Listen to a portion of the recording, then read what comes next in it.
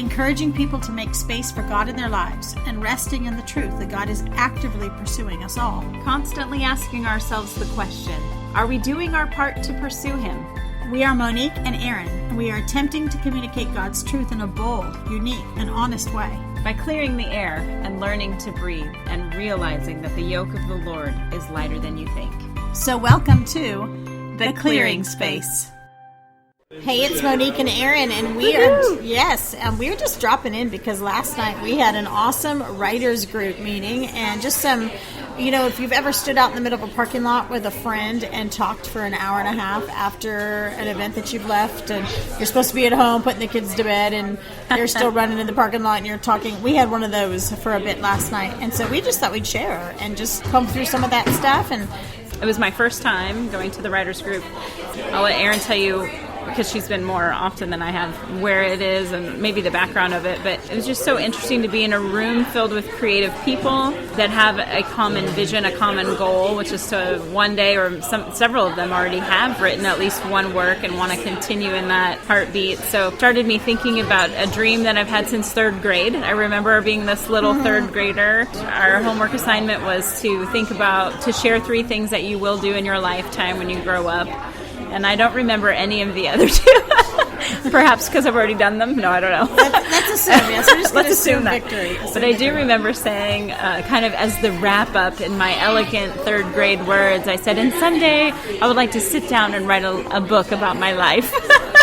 Which had only just begun. In grade 3. In grade 3. I remember it like it was yesterday. Oh, so that was prophetic. I can remember the desk. I remember where I was in the classroom. I remember the proud look on the teacher's face. And it's always been something that I've wanted to do.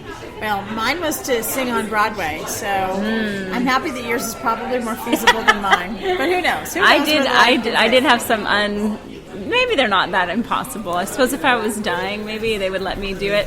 I also had a dream. Make-A-Wish Foundation. Yes, that's right. I also had a dream to sing the national anthem at a professional baseball game. Okay. Like the big deal. Okay, well maybe football. Maybe our Clearing Space fans will make us so popular that in the name of the Lord, you can go there and throw out that first ball and sing the national anthem. Yeah. Okay, guys, got to keep spreading the word. Spreading the word. So, what she was talking about is our Writers Club is the Ruppel Christian Writers Association. It is a group of people that come together. There's no membership fees or anything like that. We come together once a month. You bring your projects, 5 pages of something you're working on to share. You get a learning module at the beginning. There's always something you learn about. Yes. Last night it was about plotting for fiction and nonfiction. And then the other parts are people reading their works and everyone critiquing and giving great input and encouragement. I suppose that's what I love, just the vulnerability of that moment. Like, here's my art, here's my piece, and everybody just had to read it. It's very scary. I have never yet brought a piece. I've even told the leader I can speak in front of 100,000 people, but having a group of 20 read my written word, my soul. 20 people that know what they're doing. 20 people that know what they're doing and are going to critique it. Having my soul in the written form on paper in front of people. I'm just not there yet, but I still go faithfully. I love the group. I love being able to encourage others, too. That's super cool, to pour into other people. And, you learn from other people's, not just their mistakes, but the things they're doing right, the way that they're saying things and telling stories. And sharing. And I would just say, as a benefit to our listeners, last night, me writing a book never seemed more possible than it did after being at that. I was like, wow, these are just average people that had an incredible experience, some of them, or that have an incredible imagination. Yes. Like our sci-fi friend. Yes, incredible imagination. Incredible imagination, which I enjoyed reading. But it was just really fun. Like I said, never has my dream seemed any, more real, more tangible. Yeah. So do that for yourself. I was thinking about our listeners, our spacers, as we call them. What is your dream? Write it down. And what would your life look like if you took one step this week and you didn't let anything stand in your way? I remember before I went, I was very tired. I had worked all day, and I have this new commitment in my life where I'm making myself walk for an hour a day. And I was like, oh my gosh, if I have to walk before I go to that class, that means I'm going to have to walk at part of the hottest part of the day. And I did not want to walk. And so then I was like, well, if I'm not going to walk, then I'm not going to go.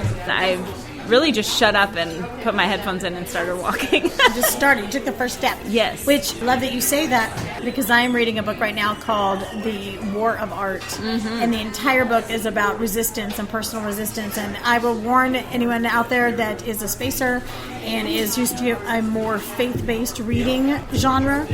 This is not faith-based. So just be prepared. There is some language in there, but the message behind it is still phenomenal. And it's resisting. It's overcoming resistance is what it is. Overcoming personal, internal resistance and how that basically takes over our lives and we don't even realize it's happened. I love how Brene Brown, she references it in her work as your gremlins. You know, what's that in your voice? And then for those of us that are 40-ish, we know what gremlins are. We know what they look like. We know what they sound like, and it's our voice. Our negative voice tends to take on a very ugly demeanor, like a gremlin. So I just love that picture. Absolutely. I ask people that all the time. Well, what are your gremlins saying? Absolutely. But that led us to a parking lot conversation. Yeah. And part of that was, for me, we've done these podcasts. You've heard from Monique on belief and worry, and we've talked a little bit, she's talked a little bit about what her space looks like, what the clearing space looks like for her.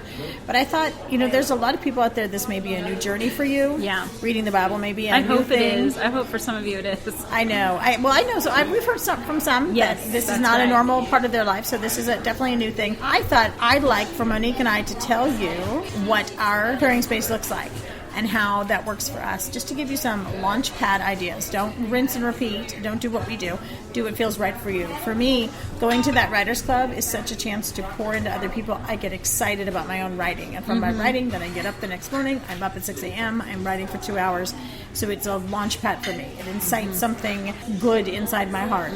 And then I have certain tools I use, certain aesthetic tools. I have very, very attractive journals. I probably spend more money on my journals than I do on my makeup.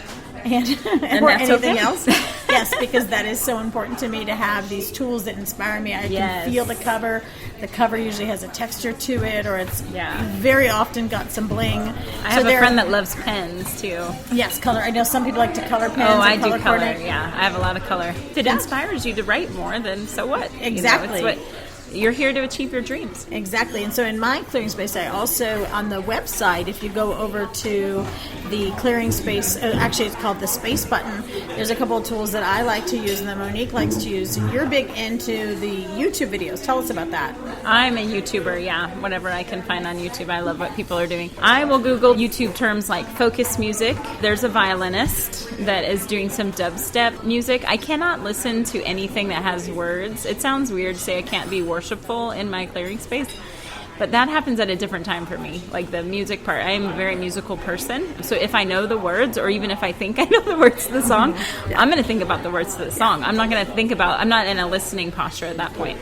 So I've learned finally, after all of these years, that my brain isn't broken, but I have to occupy that part of my brain in order to work.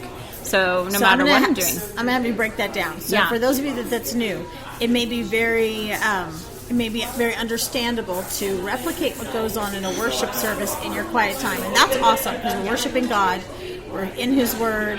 But what we are trying to help people get to is that ruminating point, actually past that ruminating point where you've thought on a thought and you've chewed it up.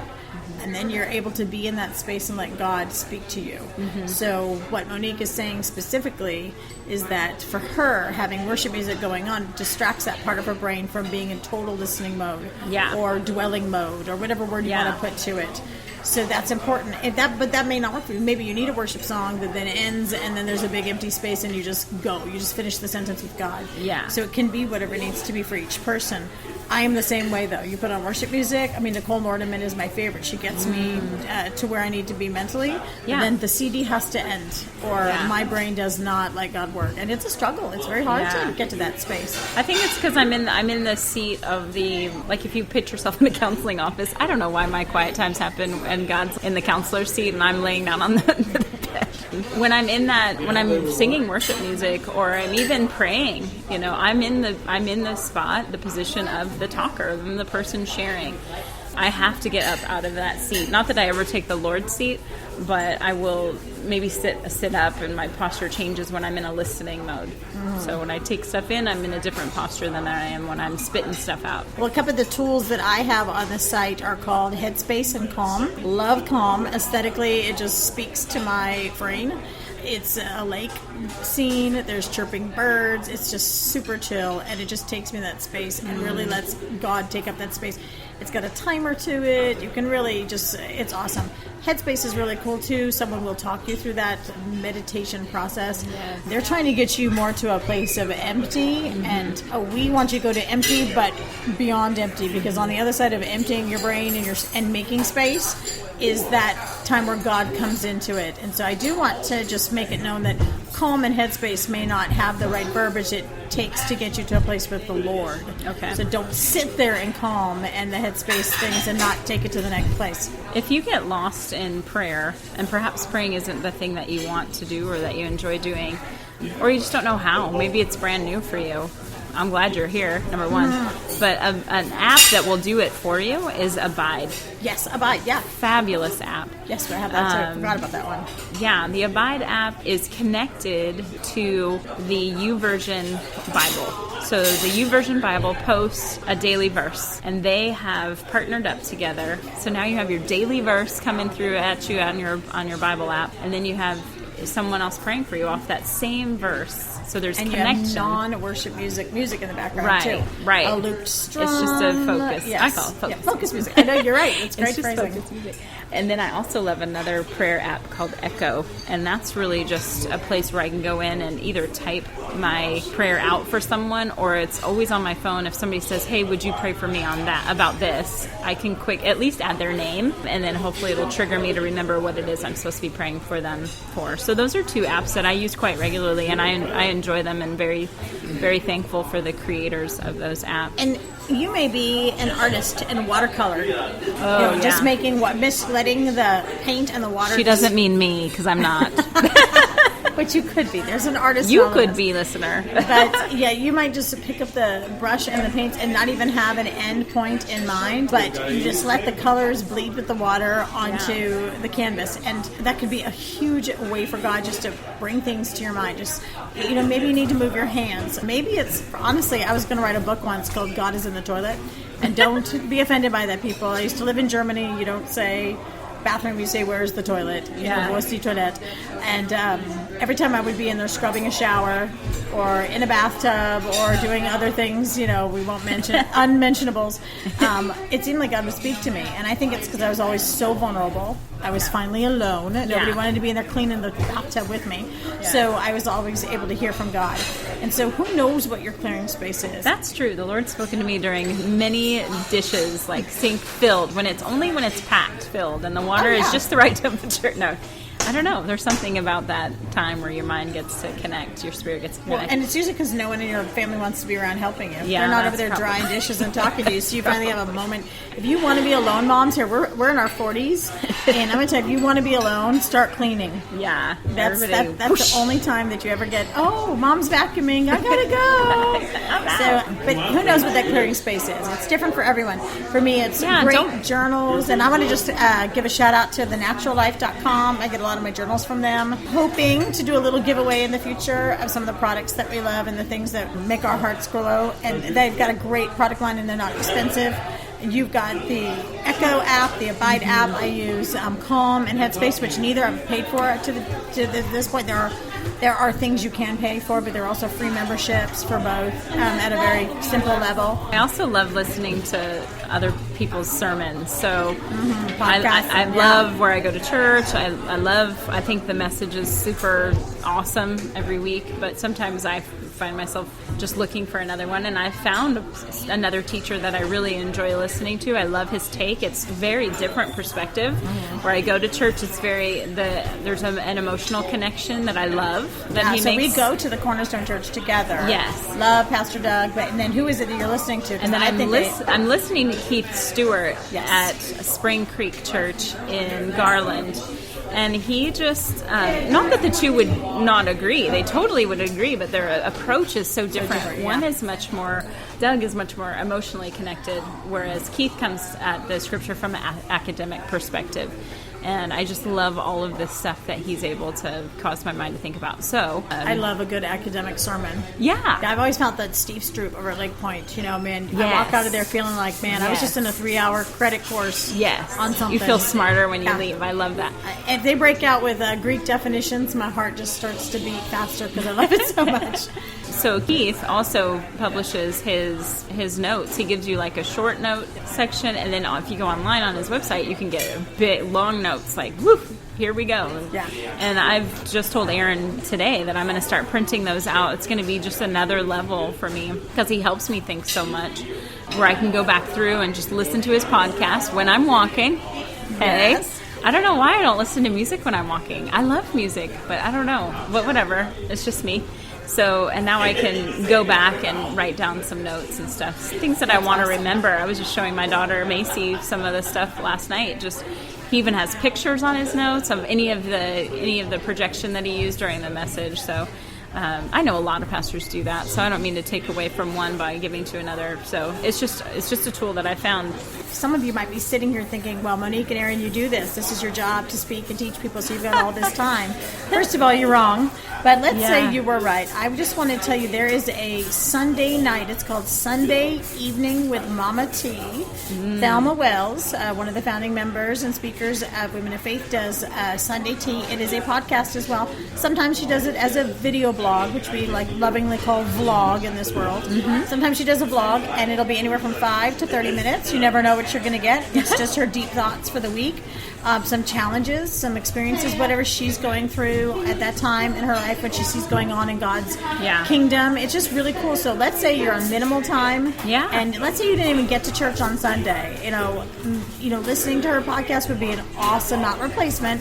You need the fellowship, but an awesome way to plug in on Sunday night, maybe after the kids have gone to bed. Just check it out. You can just Google Sunday Evening with Mama T. It comes up. I'll connect it to our website as well. Good. For those of you that are interested. So that's another one from a female voice that I like a lot. Yeah, I would just love to hear, as Erin mentioned, maybe we have an artist out there. I would love to hear other things that you're doing when God seems just so real to you. Because that's what you need to keep doing. Whatever it is that you're doing, where in that moment when you're doing it, no one could convince you that God isn't real, or no one could convince you that He doesn't care. That's what you need to keep doing. So in nature, if you need to go for nature hikes and you need to touch leaves or stand around trees that are 10 times bigger than you are to remind yourself that He's big, that He's God and you're not, then do that. Whatever it is that you need to be, wherever it is that you are convinced that God is God, that's what you have to do the most. I get up, and I'm usually up and doing my time by 6 a.m. Now it's habit. I can't even sleep past 6 most mornings, but I crave it. I crave that time. And once again, I'm alone. My husband's usually left for work well before that. The kid is still asleep. The child. My child is still asleep in bed. The dogs are usually still subdued for a little while. So it's a time of silence in my home. But it's the time where I feel like if I don't get that, not that the whole day, I'm not Ouija boarding this up, so it's not like my whole day is gone to the pot if I don't have that time. The Lord is with me at all times. But I just feel so much more focused and at peace if I have that time. And so that's I love how you said, it's what you just said about, that the reality of the Lord is there. Yeah. For me, I know that I can carry it with me from those moments. And so if you start sensing and feeling those things, then you're onto something. That's a great repetitive motion for your quiet space.